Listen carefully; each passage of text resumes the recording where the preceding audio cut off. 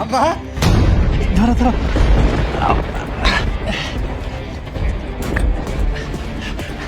কেমন আছেন আম্মা? সালাম কথা না এই সর সর সর। আম্মা দেখেন আপনি লেগে যে ফুলকপি, এই যে মিষ্টি কুমড়া, তারপরে আপনার লাউ শাক, এই যে আম্মা আমার ক্ষেতের বেগুন, কত সুন্দর বেগুন। আপনার হাতে শুটকি দিয়ে বেগুন চচ্চড়ি অনেক মজা লাগে। এই ছোট লোকের বাচ্চা, হ্যাঁ? যত দুনিয়ার আবর জাবর শাক সবজি সব নিয়ে আসস, বেগুন নিয়ে আসছস। আরে শুটকি দিয়ে রানবো, শুটকি কাটা দিব। এত দরের শুটকি, একদিন তো শুটকি নিয়ে আসস না, খালি বেগুন নিয়ে আসস। এই যে মিষ্টি লাউ নিয়ে আসছস, চিংড়ি মাছ কি তোর বাপে এসে দিয়ে যাইবো? হ্যাঁ বলো তো নানকা। মা এটা কি শুরু করছো? কত আসতে না আসতে চিল্লাচিল্লি শুরু করে দিছো। আর তুমি জানো কত আশা নিয়ে তোমার জামাই ওর নিজের খেতে থেকে এতগুলা সবজি আনছে, কারণ বাবা সবজি খাইতে অনেক পছন্দ করে এই জন্য। আর তুমি কিনা আমার স্বামীর গায়ে হাত তুললা। মা তুমি কিন্তু কাজটা একদম ঠিক করো নাই। চুপ ছতিনের মাইয়া, তোর জামাইরে না এই বাড়িতে নিয়ে আসতে না করছি, আজকে ছোট জামাই আসতেছে। হাই হাই রে, তোর জামাইয়ের শরীরের গন্ধে সারা বাড়ি ভরে গেছে গা। হাই হাই রে, ছোট জামাই বাবাজি আসতেছে, আইসা যদি এই গন্ধ নাকে লাগে ও কি সহ্য করতে পারবো? হাহ, তোর 100 দিন কইছি না এই বাড়িতে তুই তোর জামাইরে নিয়ে আসবি না। কেন আসস, কেন এই বাড়িতে পালা পালাস? হ্যাঁ দেখো মা তুমি এই কথা কইতে পারো না, এটা আমার বাপের বাড়ি। আমার বাপের বাড়ি আসার অধিকার আমার আছে, শুধু আমি না আমার স্বামীরও আছে। কারণ তুমি ভুলা যাও না আমার স্বামী কিন্তু এই বাড়ির জামাই। আর তুমি আমার স্বামীর এইভাবে অপমান করতে পারো না, ও অপমান হইতাছে মা। আরে তোর আর তোর জামাইয়ের কি মান আছে যে মান সম্মান যাইবো? তোরা তো হইছস কামলা, কামলার আবার কিসের মান সম্মান? হ্যাঁ আম্মা আসো বাবা, আসো আসো। থাক বাবা, থাক থাক, আল্লাহ বাঁচায় রাখো, বাঁচায় রাখো। কেমন আছেন আম্মা? আপনার শরীর স্বাস্থ্য ভালো আছে তো? খুব ভালো আছে। বাজার তুমি কেমন আছো? এই তো আলহামদুলিল্লাহ ভালো আছি।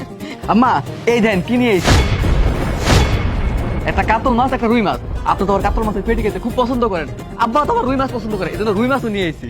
আর এই যে মা, তুমি না এই মিষ্টিগুলো খাইতে অনেক ভালোবাসো, এর লেগেই তো তোমার জামাই অনেক দূর থেকে তোমার লেগে এই মিষ্টিগুলো নিয়ে আইছে। তোরা আবার মিষ্টি আনতে গেলি কেন? এই দেখ আমি মিষ্টি নিয়ে আর দাঁড়ায় দিছি, জামাই বাবাজিরে খাওয়াই দিব। জামাই বাবাজি মিষ্টি খাইয়া ঘরে যাইব না বাবা।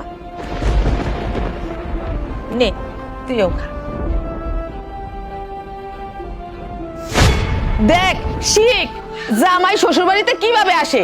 তুই তো একটা পাইছস, নিজের ক্ষেত হোক অন্যের ক্ষেত হোক, 2টা লাভের টুকায়, একটু লাউ একটু বেগুন শশা যাই 5 টাকায় নিয়ে শ্বশুর বাড়ি রওনা হইয়া যাস, শ্বশুর বাড়িতে এসে উঠা যাস। আর দেখ কত টাকা খরচ করিয়া আমার আদরের কলিজার টুকরার জামাই সে তার শ্বশুর বাড়িতে গমন করছে, মানে শ্বশুর বাড়িতে আসছে। শিখ শিখ। জামাই বাবাজি তোমরা কি এখনো এখানে দাঁড়ায় থাকবা? চলো তো, চলো ঘরে চলো। আচ্ছা আসো বাবা।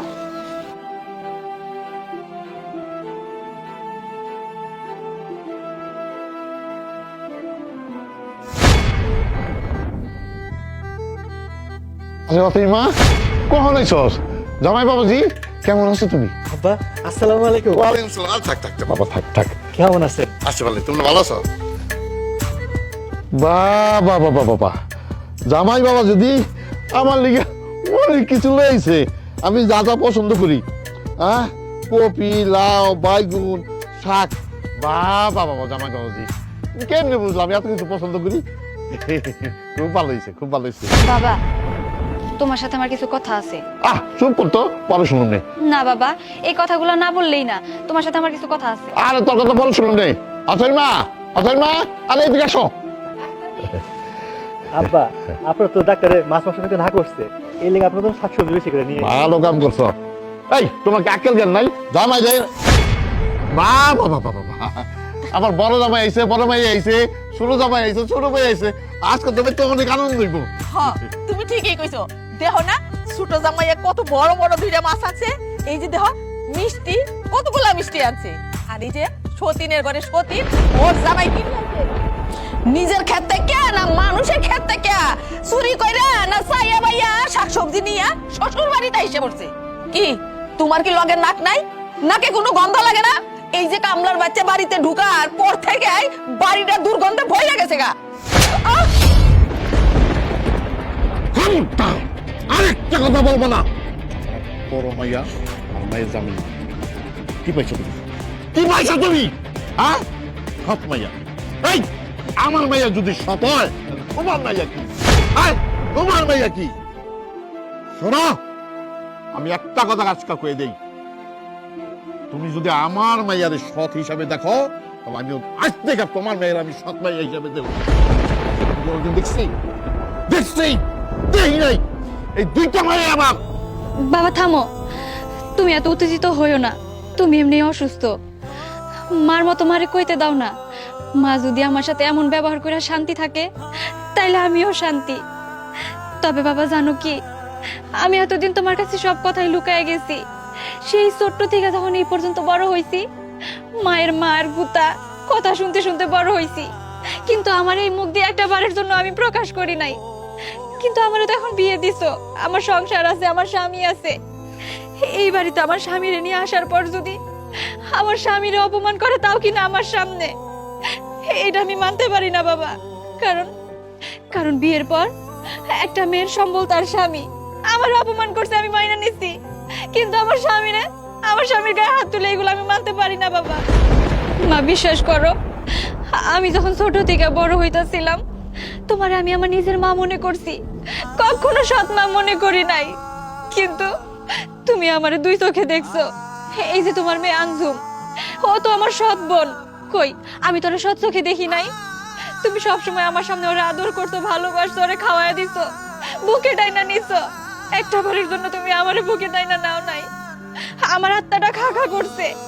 আমার শুধু মনে হয়েছে, আমার মারা যদি আমার একবারের জন্য বুকে টাইনা নিয়া আমার কপালে একটা চুমু দিত, আমার মতো খুশি কেউ হইতো না। আর তাছাড়া তুমি তো আঞ্জুমরে এই বাড়িতে নিয়ে আইসা আমার বাবার কাছে বিয়ে বসছিলা। কই এতে তো আমার কোনো আপত্তি ছিল না, না আমার বাবার কোনো আপত্তি ছিল। আমাদের কোনো সমস্যা নাই, তাহলে তোমার কেন তো সমস্যা আমারে নিয়া? তুমি প্রায় সময় কও যেন আমার এই কামলা স্বামী নিয়ে আমি এই বাড়িতে না আসি। কেন আমি আসলে যদি তোমার খুব সমস্যা হয়ে থাকে, তাহলে আমি আর আসবো না। দেখছো দেখছো, তুমি যারা সৎ মাইয়া হিসাবে চিহ্নিত করো, সৎ মাইয়া হিসাবে দেখো, সেই সৎ মাইয়া কি করছে? তোমার আপন মা হিসেবে তোমার দেখে। আর তোমার এই মাইয়া তো আমার কাছে সৎ। হ্যাঁ, তুমি তো এই মাইয়া নিয়ে আমার কাছে বিয়ে বসছো না। আমি তো তোমার বিয়ে করছিলাম আমার এই মাইয়া দেখশন করার জন্য।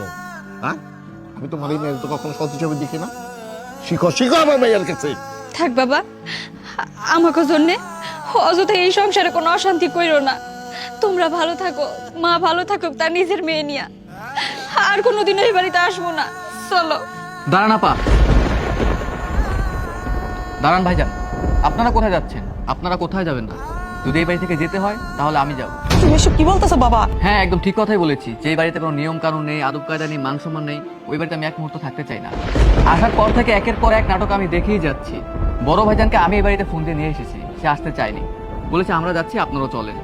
কিন্তু সে আসার পর থেকে আপনি তাকে একের পর এক অপমান করেই যাচ্ছেন। আমি আপনাকে একটা কথা বলবো, কিন্তু এখন বলবো, হ্যাঁ অথই আপনার সৎ মেয়ে, কিন্তু আজকে যদি তার জামাই যদি টাকা পয়সা থাকতো তাহলে কিন্তু আপনি তাকে মাথায় তুলে নিন। আপনি আসলে টাকা পয়সাতে বিবেচনা করেন কাকে কতটা আদর করা যায়, এটা ভুল। আমার এখনো সময় আছে, আপনি ভালো হন। আপনার নিজের মেয়ে আঞ্জুম, ও তো আমাদের পরিবারের সম্পর্কে খুব ভালো করে জানে, আমাদের কত টাকা পয়সা আছে, অর্থ সম্পদ কত কি আছে।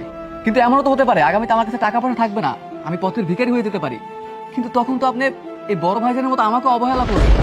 তাই বলছি আম্মা, এখনো সময় আছে, আপনি ভালো হয়ে যান। আপনাকে এর থেকে বেশি কিছু বলার আমার নেই। হ্যাঁ মা, আমি একটা জিনিস বুঝি না, সেই ছোটবেলা থেকে দেখে আসছি তুমি বড় আপুকে সবসময় নিজে সৎ মেয়ে বলে দাবি করো। আচ্ছা মা, তুমি কি একবারও ভেবে দেখেছো বড় আপু আজ পর্যন্ত কখনো আমাকে নিজের সৎ বোন মনে করেনি? সে ছোটবেলা থেকে নিজের মায়ের পেটের বোনের মতন আমার খেয়াল রেখেছে। কিন্তু তুমি, ছি মা, আমার জন্য লজ্জা লাগতেছে। কারণ বড় আপু যদি আমাদেরকে সৎ মনে না করে, তাহলে তুমি কিভাবে ওনাকে সৎ মনে করতে পারো? শিখো শিখো, ছোট মাইয়া যারা কাছে শিখো। আর এটা তো তোমার আপন মাইয়া।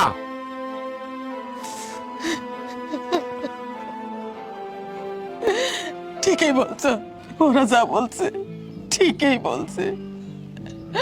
ওরা সবই শুদ্ধ ছিল, আমি বলছিলাম। আমি এতদিন ভাবতাম এই বাড়ি ঘর সহায় সম্পদ সব আমার সবকিছু আমার মেয়ে খাবে, আমার মেয়ের জামাই খাবে। কিন্তু না, আমি যাদের জন্য চুরি করি এরাই আজকে আমার সুর বলছে। আমি ভুল করেছিলাম, কারো হক মেরে কাউকে খাওয়ানো যায় না, এতে পাপ হয়, এর শাস্তি ভোগ করতে হয়। আমি পাপ করেছি, আমি অন্যায় করছি। সূর্য বাবা, আমি কি মুখে তোমার কাছে ক্ষমা চাবো আমি জানি না। আমি এত অন্যায় করছি যে আমার ক্ষমা চাওয়ার মুখ নাই। তবু বলছি, তুমি আমারে ক্ষমা করে দাও বাবা। অতই মারে মা, আমারে তুই ক্ষমা করে দে। মা, আসলে কি জানেন, আমি আপনারে আমার নিজের মা মনে করি। আমার ছোটবেলায় মা মরে গেছিল, কখনো মায়ের আদর পাই নাই। এই যে আপনি কইলেন না যে আপনার দাওয়াত ছাড়ে আপনার বাড়ি চলে আসি, কোনো শ্রোতা পাইলে হুট করে চলে আসি। কেন আসি জানেন মা? খাইতে আসি না, আসলে আপনার দেখতে আসি, আপনার এখন মা করে ডাকতে আসি। এই যে খেতে শাকসবজি, প্রথম শাকসবজিগুলো আমি আপনার লেগে নিয়ে এসেছি। আমি ভাবছি আমার মা আর বাবা খাইবো, আমার তো বাপ মা নাই। বাপ মা থাকলে হয়তো খাইতো, তার জন্য তো আপনাকে লেগে নিয়ে আসি, খাওয়ার জন্য না মা। আমার কোনো ভুল ত্রুটি হলে মাফ করে দিবেন। আর আপনি কইছেন না আমার শরীরে গন্ধ হয়ে যায়, সেটা আমিও জানি। ক্ষেত খামারে কাম করি তো, আর কাপড় চোপড় সবসময় ঘামে ভিজা থাকে, গন্ধ আহে। তো আমরা কি করুম, আমরা গরিব মানুষ। দেখেন আপনার মাইয়া এই যে আমার সংসারে আছে, আমার সাথে থাকতেছে, খাইতেছে, কখনো কয় না যে আমার শরীর থেকে গন্ধ আহে। ও আমার কত ভালোবাসে, আমি ওরে নিয়ে অনেক সুখে আছি মা, অনেক সুখে আছি। আমার 7 কপালের ভাগ্য তো ওর মতন একটা বউ পাইছি। আমার আর কোনো চাওয়া নেই, শুধু একটাই চাওয়া, আপনার আম্মা কইয়া ডাকতে দিয়ে আর আমার আব্বারে আব্বা কইয়া ডাকতে দিয়ে। আমি আর কিচ্ছু চাই না মা, আমি আর কিচ্ছু চাই না। যাই হোক, সবকিছু তো তাহলে ঠিকঠাক হয়ে গেল। এখানে দাঁড়িয়ে না থেকে আমরা ভিতরে যাই, চলেন। বাবা, বড় মাইয়া মায়ের জামাই, ছোট মাইয়া মায়ের জামাই, আজ তো আমার বাড়িতে আনন্দ উৎসব করুন।